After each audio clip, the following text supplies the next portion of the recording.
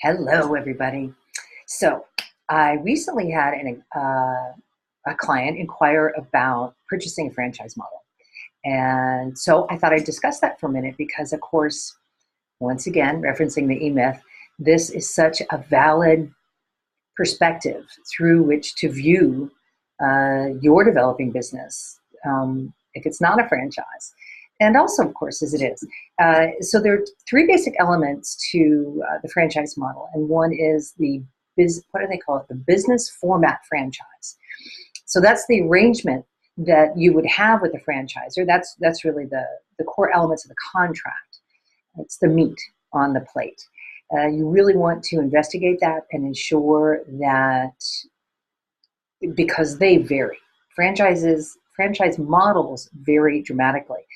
And the dramatic changes really come within the franchising prototype, which is what we're going to talk about in a second, and the definition of your rights to market and brand yourself locally as well as on a national level.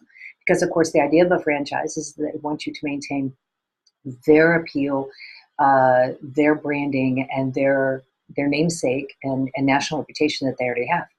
That said, franchises have smartened up quite a bit in the last 10 years.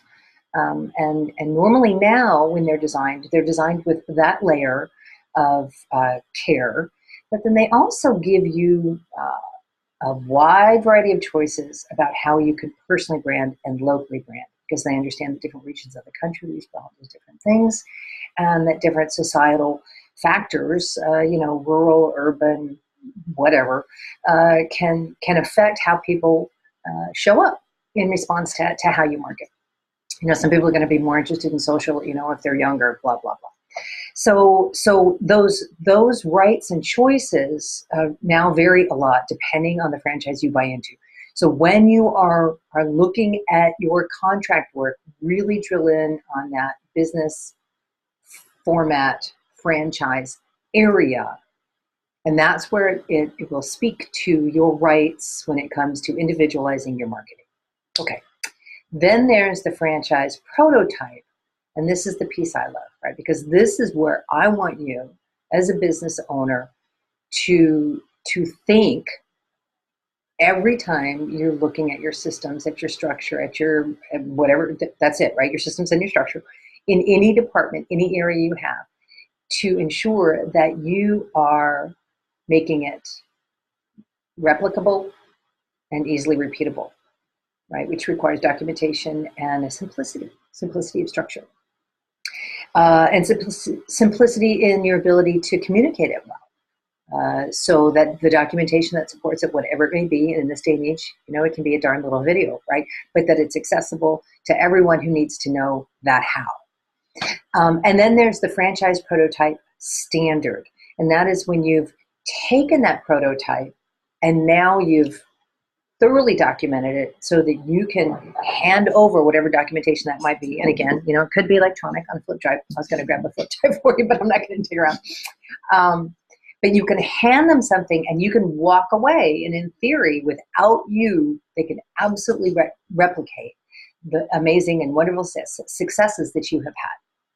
So this is how you want to look at your business when you are developing systems and structures in every department, in marketing, in leadership, in cultural development, in communications, in operational management, in distribution. It does not matter. Okay? Define the system through which you will facilitate the execution of the strategy. Define those tactics. And there are tactics to leadership and communications, just like there are to everybody else. And I don't care that you want to avoid it. Stop avoiding it, because it makes things easier. It makes things smoother, right? When you guys all have common language, when you have a common communication system for changes in policy, for reprimands, for accolades, everybody knows what to expect. That brings a lot of scarf in there, right? They get a lot of safety, a lot of security, and they can begin to get creative and daring in better design of things or more refined execution of things, because they feel safe enough in the base environment. Most all y'all know exactly what I'm talking about when I refer to that SCARF model and how important that can be. Uh, if we work together.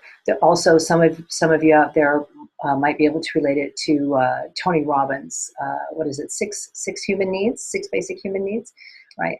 And in there, let's see, they're on my wall. And certainty is number one, right? But then there's also variety, and that's how you help your team help you, giving them that certainty of consistent behavior and consistent systems and tactics, so that they can get variety and bring it to your clients and bring it to your company in the creative ways that they learn how to express. All right, Babylon, there's going to be an article with a little bit of how-to and some clearer definition of this so that you can start putting your franchise hat on and building your machine that way. All right, have a great day, week, month. You guys are amazing and wonderful as usual. Stay that way.